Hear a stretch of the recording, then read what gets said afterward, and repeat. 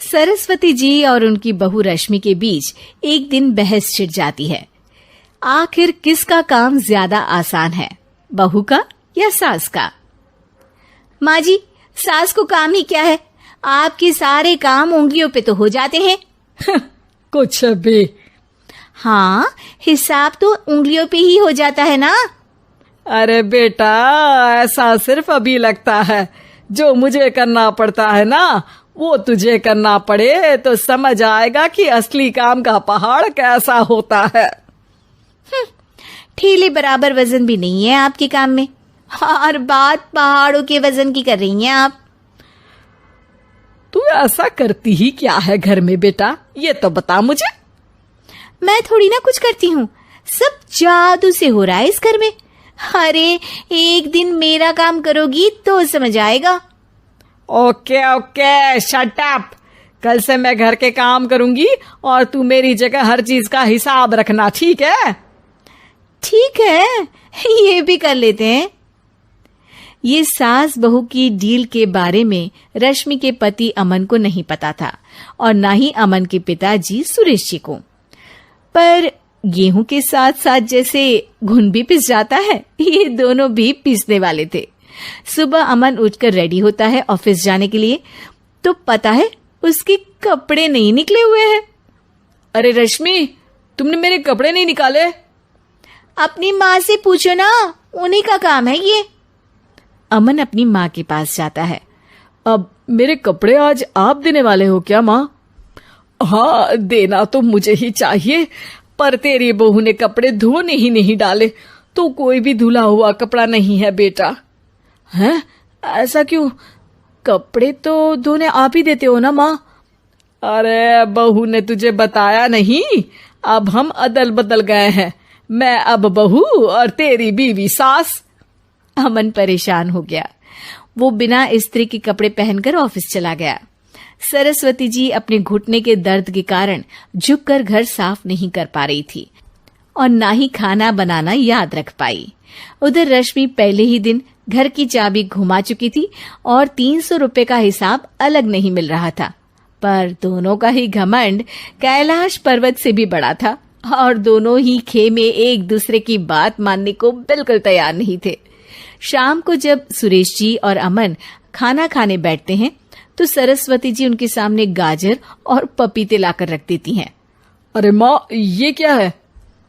ख्याली पुलाव के साथ सलाद। माँ जी खाना बनाना भूल गई लगता है। अरे एक एक चमन्नी का हिसाब है मेरे पास, खाना बनाना कैसे भूल जाऊंगी? ये तो मैंने पढ़ा था कि फल फ्रूट खाने से सेहत अच्छी रहती है, इसीलिए ये ले, एक फल खा ले। रात को सुरेश जी और अमन अपनी मीटिंग बिठाते हैं अकेले में। बाबूजी, इनकी लड़ाई के कारण ना हमें ठीक से खाना मिल रहा है, उल्टा घर के सारे काम रुक गए हैं। हाँ बेटा, 2 भैंसों की लड़ाई में बेचारे खेत के पौधों का भी नुकसान हो रहा है। पर पापा, क्या बताऊं आपको, मैंने माँ को इस महीने की 2 तारीख को बिजली के बिल के पैसे दिए थे। आज बिल भरने के लिए मांगने गया तो पता चला कि रश्मि उन पैसों से गैस सिलेंडर ले आई। अच्छा, तो सिलेंडर के पैसों का क्या हुआ? अब सिलेंडर के तो कोई पैसे नहीं थे बाबूजी, हमारे घर पर गैस की पाइपलाइन लगी है ना।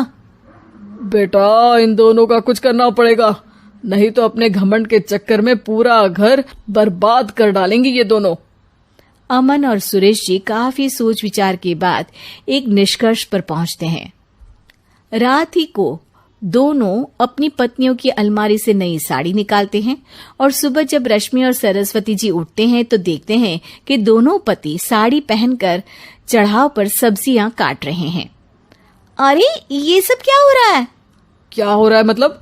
आप दोनों अदल बदल हो सकते हो तो हम क्यों नहीं? अरे क्या मतलब?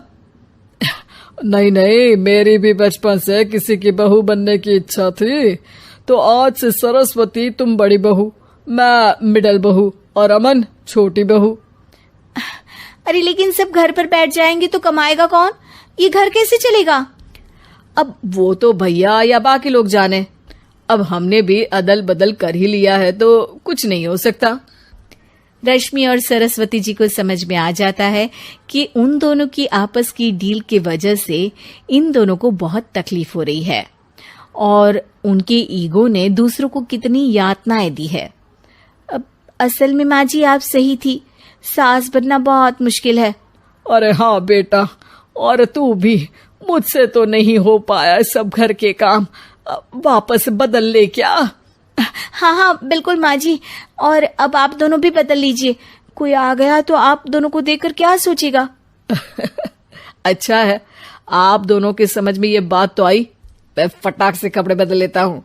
अरे रुक जा बेटा, एक फोटो ले लेती हूँ तेरी, मेरी बेटी होती तो तेरे जैसी ही दिखती साड़ी में।